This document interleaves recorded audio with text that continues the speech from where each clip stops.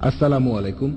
কয়েকদিন ধরে বোম্বে শহরের অলিতে গলিতে বিভিন্ন পোস্টার দেখছি, ইমাম মাহদী ফাউন্ডেশন থেকে ছাপা হয়েছে।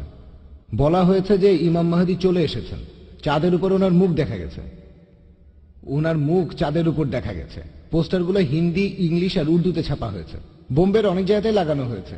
এই ব্যাপারে আপনি কিছু বলবেন? ভাই প্রশ্ন করলেন যে বোম্বে শহরের বিভিন্ন রাস্তায় কিছু পোস্টার লাগানো হয়েছে ইমাম মাহাদি ফাউন্ডেশন থেকে। ইমাম মাহাদি এসেছেন আর চাঁদের উপর ওনার মুখ দেখা গেছে।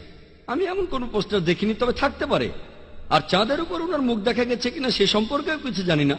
তবে ইমাম মাহাদি সম্পর্কে বেশ কিছু হাদিস আছে, কিছু গাইডলাইন আছে। তিনি আসবেন। কেউ কেউ বলে চলে এসেছেন, তিনি এসেছেন এমন কোনো কথা আমি শুনিনি। তবে হাদিস বলছে তিনি অবশ্যই আসবেন ইনশাল্লাহ। আর ইমাম মাহাদি ফাউন্ডেশন নামে কোনো ফাউন্ডেশন আমি চিনি না। আর চাঁদের উপর ওনার মুখ দেখা গিয়েছে সেরকম কথাও আমি শুনিনি। আর আপনারা দেখবেন যে ইতিহাসে এ পর্যন্ত কয়েকশো মাহাদি এসেছেন আর গিয়েছেন। সুদানে, আফ্রিকায়, পাকিস্তানে, হায়দ্রাবাদে, ইন্ডিয়ায়, অনেক জায়গায় অনেকে এসেছেন আবার চলেও গেছেন। প্রত্যেকে দাবি করে তিনি আসল মাহাদি।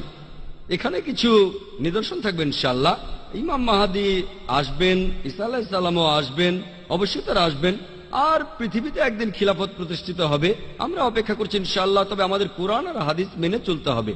তিনি কবে আসবেন জানি না, এখন না পরে আসবেন তা জানি না। আমাদের কোরআন এবং হাদিস মেনে চলতে হবে, সেটাই গুরুত্বপূর্ণ। যারা নিজেদের ইমাম মাহাদি বলেছেন বেশিরভাগই কোরআন এবং সুন্নাহ থেকে সরে গিয়েছিলেন।